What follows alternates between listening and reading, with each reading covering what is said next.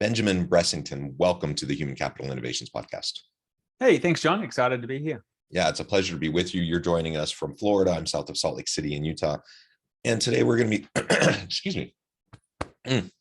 Today we're going to be talking about your recent book, People Ignorant: Unlocking Success, Confidence, and Influence. I love the title. I think there's going to be a lot of really great stuff to unpack there for the conversation. But before we get started, I wanted to share Ben's bio with everybody. Ben Bressington is a speaker and author of multiple books, with the latest book, People Ignorant: Unlocking Success, Confidence, and Influence. Ben has a law and criminology degree from Australia. He spent 10 years helping Fortune 1000 companies apply gamification principles to their sales and communication process, and now spends his time helping people improve their sales conversions and conversations, specifically helping people to close deals faster and discover the hidden opportunities in our daily communication. I think that's fantastic. Anything else you would like to share by way of your background before we dive on in further?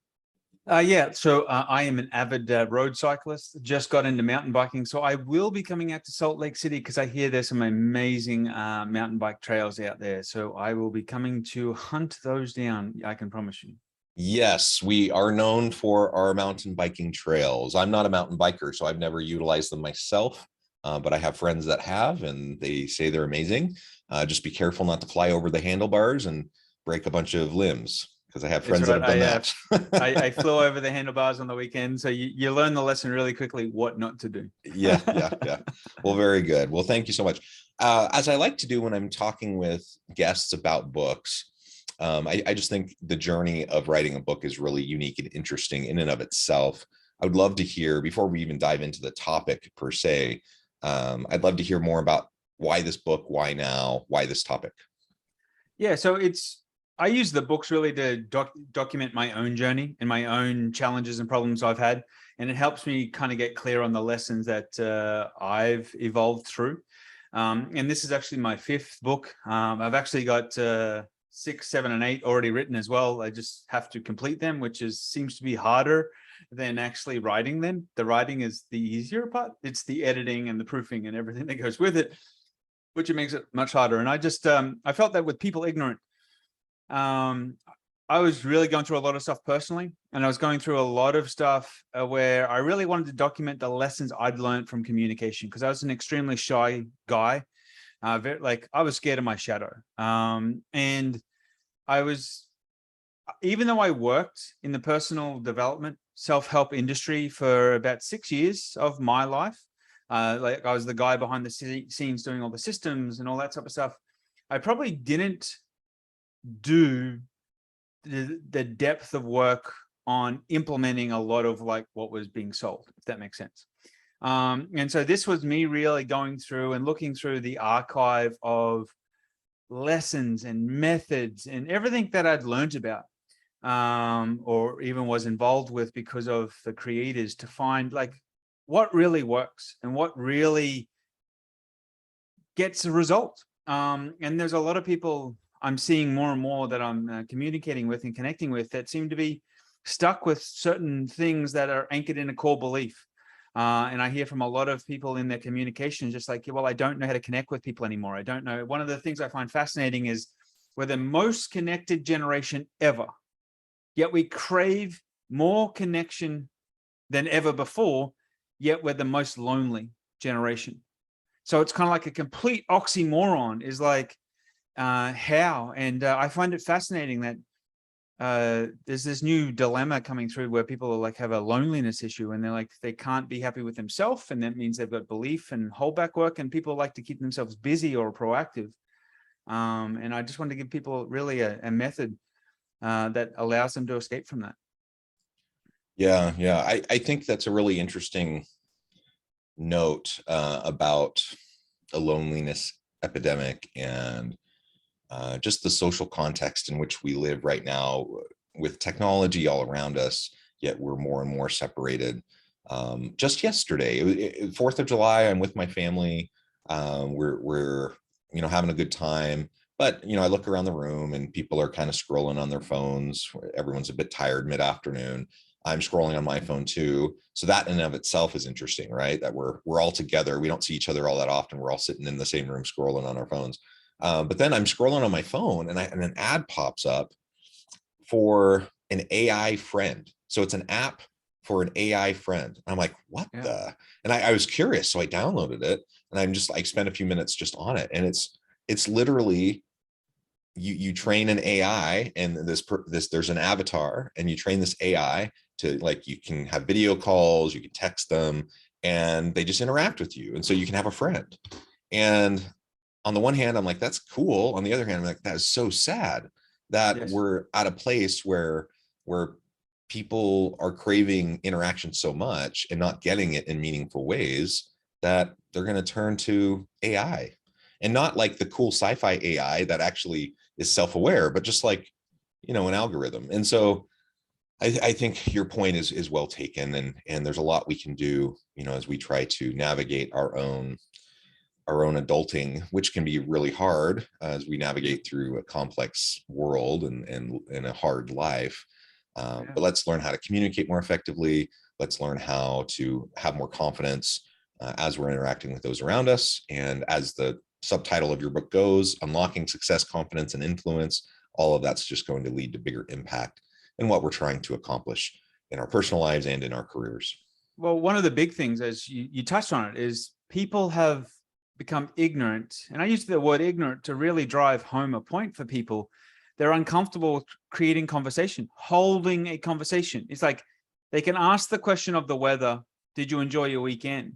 But what's the third, fourth, fifth question? I challenge people who are listening to this. Can you keep a conversation going and engaging for 5 minutes? Can you even do it for 10? So it's amazing. Like, how were you? How was the weekend? Like, that's the depth of the conversation. They don't know how to probe. They don't know how to engage. They don't know how to extract information. They don't know how to captivate the engagement. And I think it is challenging. Like, I had to even find myself going, okay, well, how do I re-engage this person? How, I now turn it into a game. Like, my goal is to make you not want to touch that phone. My goal is to make you not want to be bothered by your Spark notifications. And you're like, oh my God, I've got like 50 notifications, but I don't care because I'm having so much fun. And it's like, it's flipping the script, right? And I think if more people literally just approach the conversations like that, they would learn so much more. And it's, to be honest, it's more fulfilling. It's more satisfying at a weird way that you're like, you know what? I enjoy going out now without my phone. I enjoy, so when I sit down to meet somebody for coffee or even a beer, my phone's upside down because it's irrelevant what else is going on, right? What's most important is what is in front of me. And even better than upside down, it's turned off or on silent in your pocket, right? With notifications muted. I find a lot of people put it on silent, but then their pockets go on vibration crazy, right? And then I'm like, I challenge you to leave your phone in the car. I challenge you to walk into the restaurant and literally connect. And it's fascinating. Even executives I deal a lot with salespeople, obviously, and salespeople don't know how to honestly connect with people. Which is ironic because that's what sales is all about, right? So I want to dig into this. We've already touched on some of the kind of broader principles, but let's dive on in deeper to talk about how we can, as the subtitle describes, unlock success, confidence, and influence. That's wonderful. I want to be able to have more meaningful, authentic relationships and conversations with those around me. I recognize how important that is. I recognize how that's going to be beneficial to me, both emotionally, psychologically, but in terms of my business success as well. How do I go about doing it, especially if I'm trapped in this kind of never-ending downward spiral of just social media? And people sometimes have this notion that if they're engaging with people in a battle of words on Twitter, that somehow that will make up for the lack of actual real life conversation with people. And it just has such a negative impact. Like, people, especially if you're arguing with someone online, it's not fulfilling. It's not enriching. It's not enhancing in any way. It's just dragging you down. It's validating though. it's validating and it's feeling like I am right. But what I find But fascinating it's is so like shallow, so shallow. 50,000 followers, but nobody to take to dinner, nobody to have Yeah. lunch with. Like how? So yes, you're vindicated online, right? But like the thing is like, who do you share life with? And as you said, diving in, right? All right. So one of the things I found fascinating with that is I simplified the personality models and all the personality systems out there from everything, right? So because one of the things that got me down this track is we literally created an AI that predicts personality types and shows you how to engage, how you engage with somebody else, right? So we simplified the 4 personality styles so people can literally identify them anywhere. And one of the big things you go, well, yeah, I've done a personality test, right? And like, which everyone has, or they had to do it at work or whatever it was. I'm like, so what did you do with it? So do you know how you need to adapt to speak to your kids, your partner, your parents? Can you identify their personality style in a way that allows you to go, okay, look, I can almost predict what they're going to say, and here's how I need to engage. One of the big fascinations I have with that is like, okay, do you know how that personality style deals with confrontation and defends themselves? So the thing is are you aware of the things that you are doing intrinsically that literally piss them off? And like, you just like, and until you can actually have awareness to that, how do you expect to connect with them? Does that make sense? Yeah, absolutely. And we all have those things. And it, I like to I try to remind myself consistently that most people don't wake up in the morning thinking, how am I going to be a jerk to others? How am I going to piss people off? How am I going to undermine people around me? Like, most people wake up just wanting to do the best they can in life. They have their own insecurities. They have their own challenges. It's not malicious intent when people piss you off, usually. Sometimes it is, but usually it's not. Usually it's just people with different approaches, different worldviews, different styles. Often they're not even aware that they're pissing you off. No, they're really not. And if you get so pissed off all the time at things that aren't intended. No, I don't want to give people an excuse. Like, if you're saying jerky things and pissing people off all the time, you need to be more self-aware so you can learn how to not do that. But if I'm always walking around pissed off at those around me, I'm giving up all my power to people around me who, it's not all about me. Like, they're not trying to piss me off. Probably they're just going about their day. So why am I giving all of my autonomy and power over to people who aren't even aware they're doing it? Right. Yeah. But there's some personality styles that literally feed off that. Like, that is like, so for you, it's energy sucking, but for them, it's energy, like, it's empowering. And when I was getting trained by some of the guys who train like black site CIA interrogators and all this crazy government stuff, which is like a fascinating rabbit hole that you fall into. And like, these are the guys who taught me the hypnosis and all this type of stuff, right? And like, they can literally redesign a personality style. So you can literally tell them everything they want and they will reprogram your personality to be able to do that you can activate at any point in time or just have it permanent. And a lot of celebrities do this. Some celebrities actually do this for roles in the movies. And like, they are just become that person. And then for the next role, they literally get reprogrammed for the next thing. And so athletes do it. They get into state, which is what Tony Robbins talks about. But there's a lot of this stuff that the foundation of that is that, like, they say, well, most people are literally 7-year-old children running around trying to be an adult. And what I mean by that, and this is a hard lesson to learn, you really want to be aware of this. So every single belief, reason, justification, personality trait you have pretty much got set in stone into your DNA between the ages of 5 and 7, right? And it gets set in stone because of a little kid trying to protect themselves from the world, not be ridiculed, not be made fun of, not be harmed. Yet that little kid is now trying to live life. And at no point in time have you sat there and said, you know what? These beliefs that I had when I fell off the seesaw in the playground and everybody laughed at me, and now I've got to be this big tough guy that nobody can laugh at, and I've got to drive that 4-wheel drive that's completely lifted and getting the balls hanging from the back of it, like that complete. MFA, like kickboxing, like I'm going to take no crap from nobody type person. Like, it's fascinating how you get these mindsets locked into things. And when you become aware of that, you can go, well, hold on, is this belief actually helping me thrive or helping me die? And when you start to really analyze your beliefs, you can start to work out your personality. And like, I'm like, well, where did that belief even come from? And I even do it to this day. Like I literally, and here's the hack for anyone that's interested. Is it okay if I share that? Yeah, absolutely. This one's not even in the book, so this is a bonus. This is a lesson I added to the book for the video training. But I actually have a list of Post-it notes on my desk.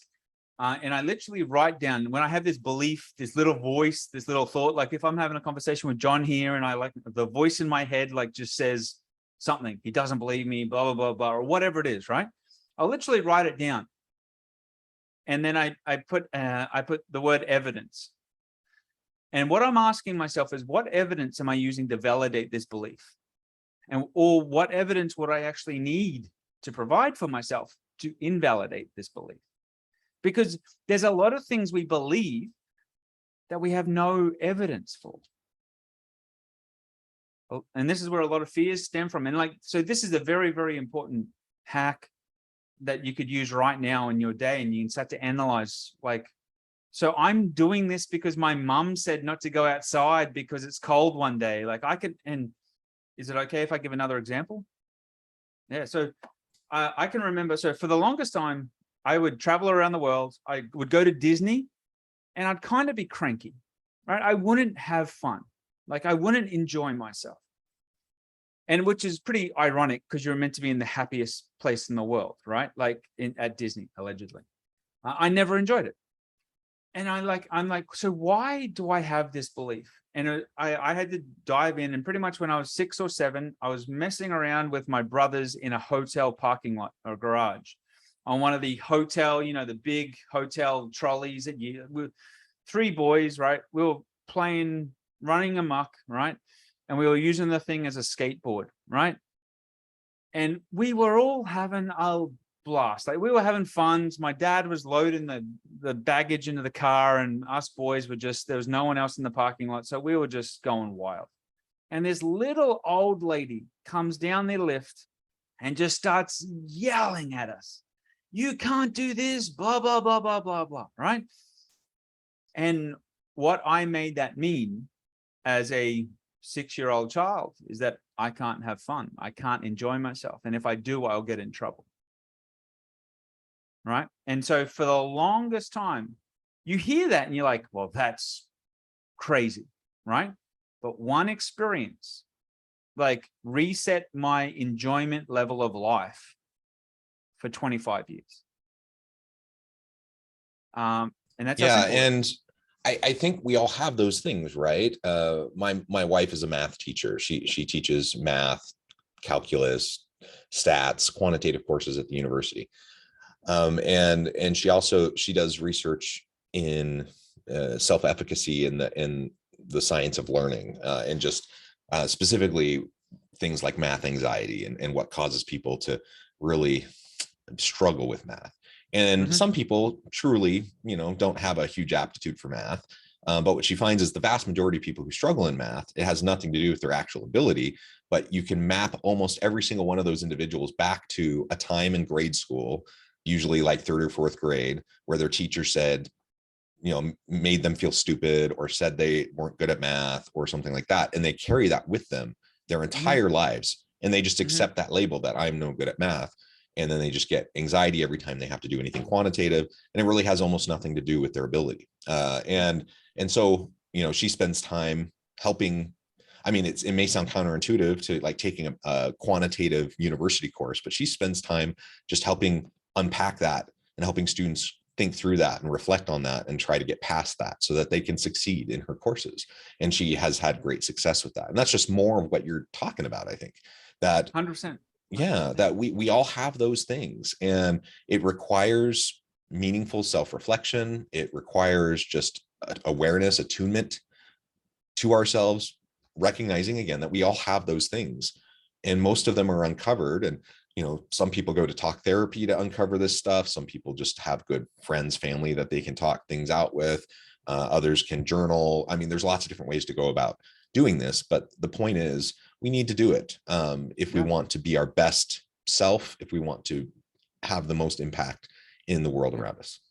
And like after dealing with a lot of the people I've dealt with, one of the biggest things they said the biggest benefits of hypnosis was literally providing people with confidence in any moment, confidence in just themselves, comfortableness in your own skin to be able to make that phone call, to be able to handle that rejection, to be able to have an awkward conversation. And once again, there's a skill with that. Like, and the thing is I know for the longest time, like I ran from conflict. I ran from having awkward conversations because I felt so awkward. So that meant like my success was limited until the moment in which having an awkward conversation, and then I would go sideways, backwards in a whole new direction because avoiding the one thing. But yet there's massive breakthroughs for people there. So there's, as you said, the core to all of this is becoming aware of what am I doing? What am I responding? What am I believing in this moment? Even the people listening to this right now, what are you hearing? You could have 10 people listen to this podcast and you'd have 20 opinions of what actually was said, what was actually done, and what it means. And this Australian guy is crazy. Yeah, okay, great, cool. But other people would be like, wow, like boom, like there's some awesome stuff here. There was like gold nuggets left, right, and center. So it's interesting that this is what's forming a lot of this type of stuff. It's very now important for company culture, workplace culture of your family even. And like, you have to ask yourself, like, so the next 4th of July, do you want it to be like this 4th of July? Like, do you have to go get some cornhole bags and some bean bags and like go, hey, okay, here's the box. Everyone's phone's going in for the next 1 hour. We're going to connect. We're going to talk about what's going on in life and we're going to have a fantastic time.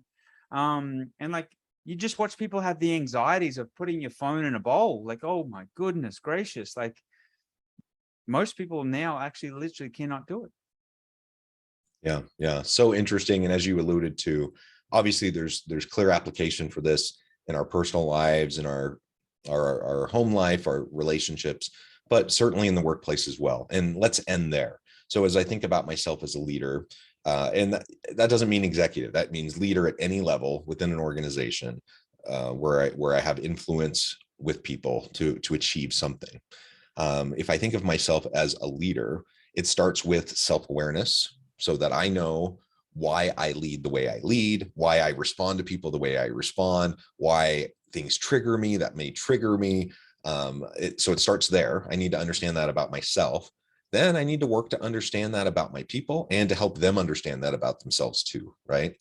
And that can be just as challenging. Any thoughts on how we can start that process for our team? Yeah, 100%. One of the best things I could recommend is obviously having everybody take a personality assessment. And that doesn't have to be complicated. Use what you've got. If you don't have one, we can even provide you with tools to do it.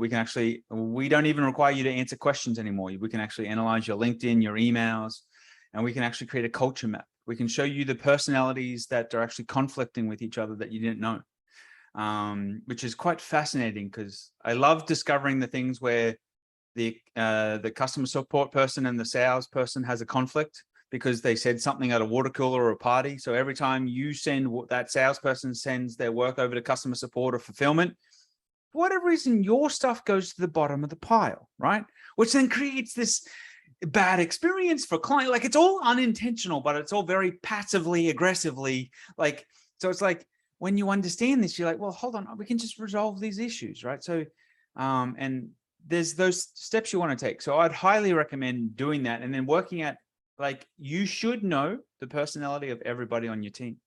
And you should know, how do I piss them off? How do I empower them? If you can define those two things, you can create a culture that is fantastically fun, so enjoyable, so empowering, and your company your success, your influence will explode. One of the things you really want to work on is just do that exercise of, like, just for the next few hours, write down every thought, every belief you have, every justification. Why did you just do that the way you did it? Have you thought of doing it a different way? Or you might be like, oh, that sounds like too much work, Ben. Well, I challenge you, hold a conversation with somebody for 10 minutes. And like, let me know if you can even do it. And if you can't, I'll give you the scripts and I'll give you some tips on how to hold the conversation. I think that would help people a great deal.